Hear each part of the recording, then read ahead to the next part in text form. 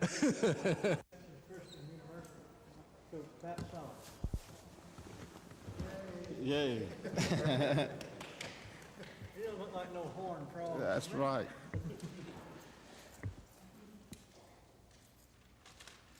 Coach, you want to begin by making a statement and then ask any questions I might want to ask? Well, as you know, I was named the head coach at TCU yesterday. My days are running together, but something that I'm very excited about, and it's a mixed emotions when you leave a situation where you've been so close, but it's a great opportunity for Gene and the kids and I, and something we're very excited about, and excited about the people out there, the support from the chancellor and the board of trustees. The athletic director has been overwhelming, and we're just really excited about getting started. How has this process been taking place involving them? Well, it started on Sunday night when the athletic director called and said that he had talked with Coach Dye and wanted to know would I be interested in the head coaching position at TCU. And he said he'd like for me to come out and interview on Monday. He called back about 30 minutes later and said that they would like to just come to Birmingham to conduct the interview there. We set up a time. They came to Birmingham Monday, called back Tuesday, offered the job. We worked the situation out Tuesday afternoon, and Gene and I went to Fort Worth on Wednesday. Had the press conference yesterday, so it was a whirlwind affair.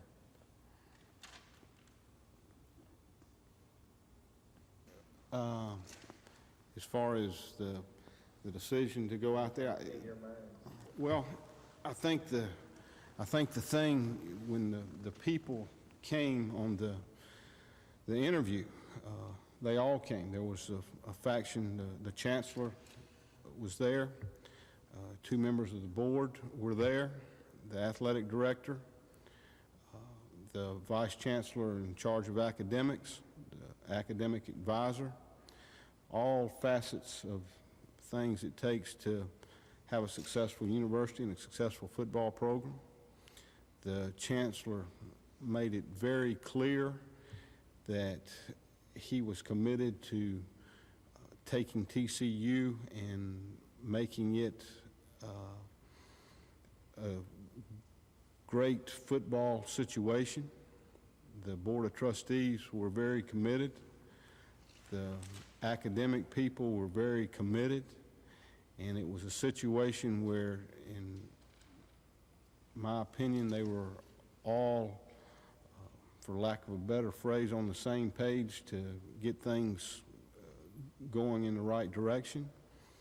And the people themselves were just great people, and there were people that you'd want to be around all the time. They're people that you want to work for and with, and that was the thing. Obviously, you have mixed emotions about leaving, but at the same time, is there much agonizing over this decision, or was it pretty easy? It was an easy decision, Richard. Easy in the sense that, I wanted to be a head coach, and I wanted to be in a good situation around good people, and to have that opportunity presented, and everything just seemed to fit. It felt right, and so something that I really felt good about. Coach, before we go on, it sounded like somebody's tape recorder shut off. Anybody want to check your tape recorder? Thank you. I hope that's the least of my troubles. Coach Dye said to be sure that.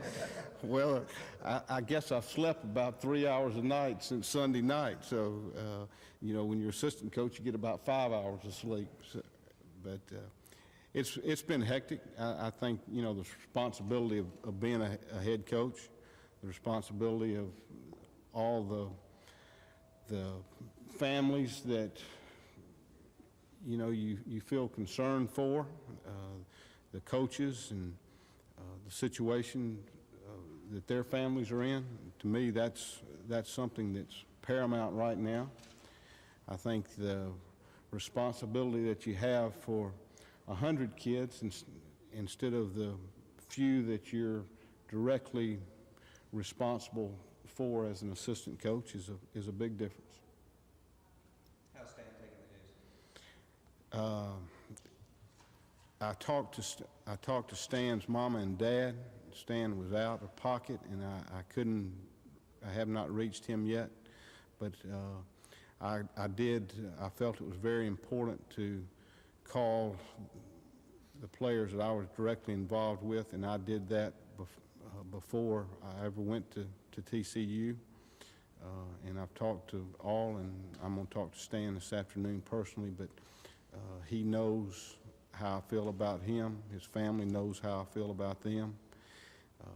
And they knew when I called how I felt about them. And you know, as all of you that know Stan and know me and know the relationship that, you know, I feel like that I have with all of my players and with the players on our football team on both sides, they know how I feel about them.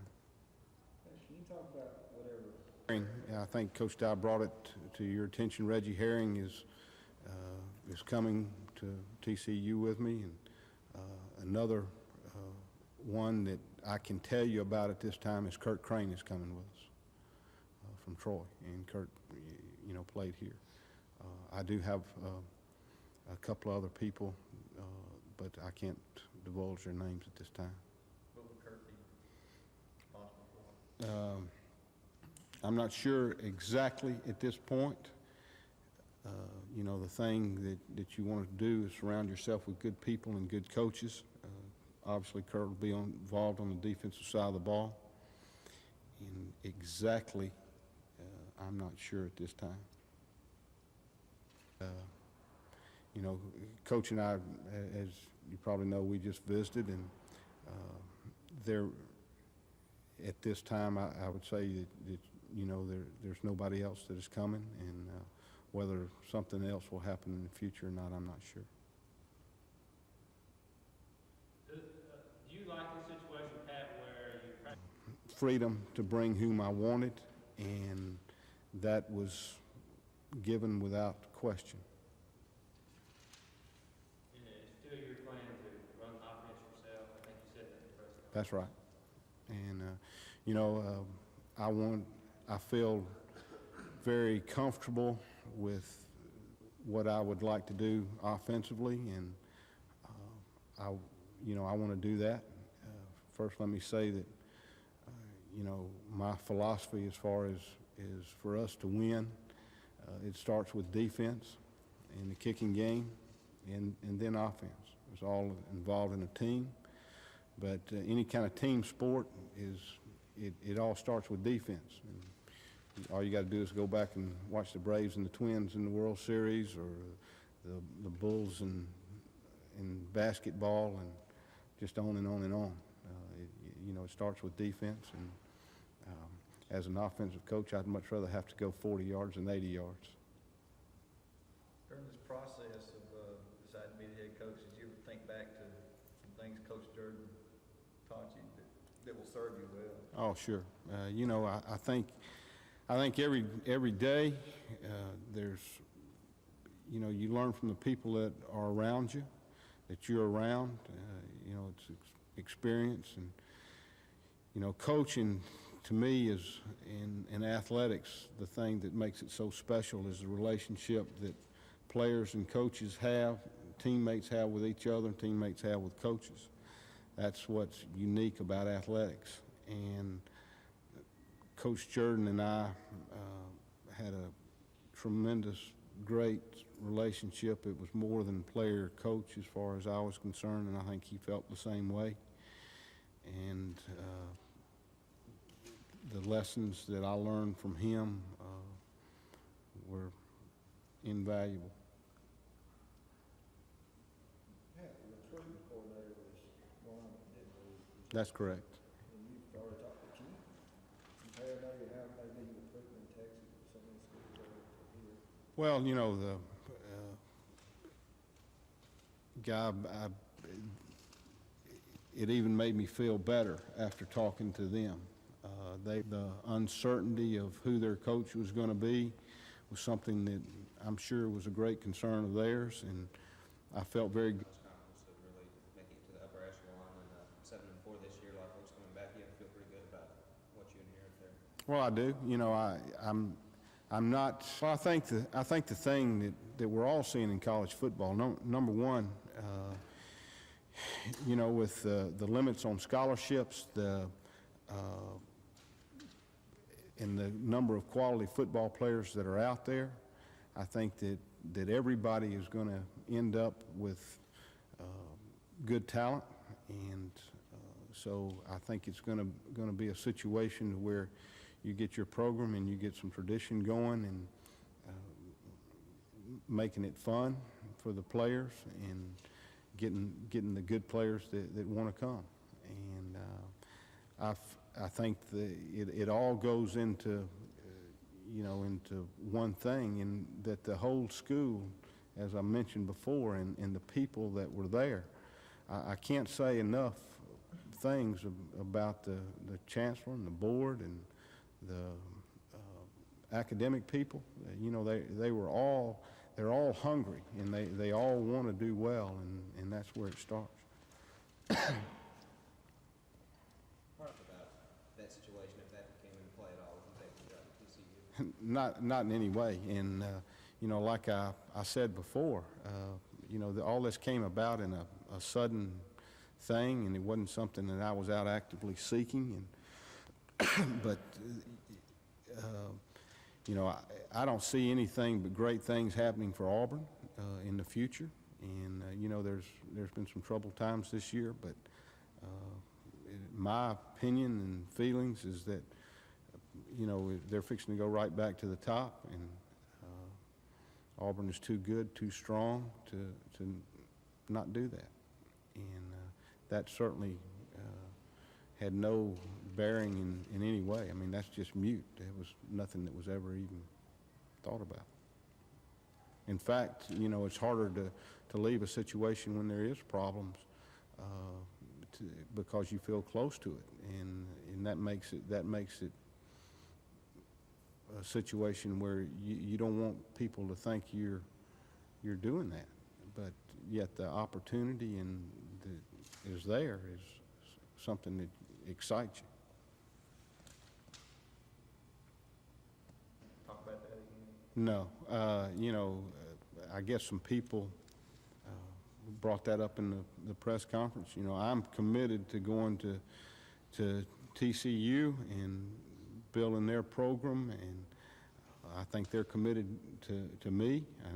And you know, I hope in fact, in the press conference, you know, the two people that have the least tenure in college is the chancellors or the presidents and the head football coaches. I think the average tenure of a chancellor and a college football coach is somewhere around 4 years. And the chancellor's been there 13 years, and I made the statement, I just hope I can stay as long as the chancellor. As they indicate to you, For different people that were interested in the job, I never asked them about it. They never discussed. You know, I felt like that if I was going to have an opportunity to the job, I wasn't worried about who else was involved in it. And, you know, I felt like that I had to be myself, and I really wasn't worried about who else was hunting a job. obviously, they must not have had any reservations about you not ever being head coach before. I mean, or they probably wouldn't have picked you, but did that ever come up, or did you have to convince them that, you know, I can do it without head coaching experience? Or? You know, I guess maybe there was one question in the interview about, you know, not being a head coach, and I don't even remember what my answer was, Scoop, other than, you know, I didn't have any doubt about being able to do the job, and I think a head coach is like the president of a business. He's the head guy, and, you know, I think that's one of the things that before I came back into football was I had two businesses. Both of them were very successful, and, you know, I've had experience, head coaching experience running a business. When you left that interview, did you have a feeling they were going to come back to you? Well, I felt good about it. You know, when you're sitting there talking with, you're like, we are here, and I know all of you, and I felt just as comfortable and had the feeling that they felt as comfortable talking to me. And so, you know, I felt good about the relationship that I had with the people, and I think they felt good. So, you know, I felt good about the interview. Obviously, I was anxious to really see how they felt, and it didn't take them long to call back, so that made it better. Did you have the interview home? No, I met at another place, but it's one of the things you'll get a kick out of this. Frank, the athletic director, he called back on Tuesday, and he said, Pat, when I answered the phone, I said hello, and he said Pat, he said I need a place to send you something and send you an agreement. And I said, Frank, you know, I thought I recognized the voice. He said, yeah. I said, you need a fax machine, a fax number. And he said, yes. And I said, you're sending an agreement. I said, he said, I want you to look it over and see if it'd be something that you'll accept. And I said, well, Frank, I said, if I accept it, does that mean I have the job? And he said yes. And so I gave him a fax number, and he faxed it. And so that's, you know, that was the kind of relationship that we had. Coach Dice had you signing as it was coming off the fax. Well, not quite. It was, and, you know, I won't go into any details, but it was good, and it was something that very strongly showed their commitment to me. Did they want to meet you in Birmingham or avoid you being in Fort Worth where a lot of those people that started? Guy didn't ask him. You know, initially it was set up to come to Fort Worth, and then they called back 30 minutes later and said they'd rather just bring the committee to Birmingham. So they brought the whole committee to Birmingham. And They want to play Shaw Creek then? well, one of them did bring that up. The one thing about, you mentioned Shoal Creek, Jimmy, I know you cover golf, but if you don't know where TCU is, it's a driver and a wedge away from Colonial. So it's not a bad deal. I wouldn't think for a while. In fact, Gene, that was one of the bargaining points that Gene said. She said you can't take your clubs with you. And, Pat, when you came here in '86, did you come here when you took the assistant coach's job, feeling that one day that you would move up and you wanted to be a head coach, or were you here for a while and then, you know, started feeling that you wanted to be a head coach? No, Scoop, I think, you know, I always wanted to be a head coach. And in fact, in 1981, when Coach Dye came and we talked about a job, sitting in his office the first time that I met him about 2 o'clock in the morning after the Kentucky basketball game, which was, I guess, his first or second day on the job. And we were sitting there talking, and he said, Pat, he said, why would you want to go into coaching if you went into coaching? I said, well, Coach, I said, the only reason I'd want to go into coaching would be I'd want to be a head coach. And he said, well, I wouldn't want anybody on my staff that didn't have the desire to be a head coach and have the ambition to work hard and do that. He said, that's the way I felt, and that's the way I hope all my coaches feel. So, you know, I think that's, you know, that was my goal when we started coaching.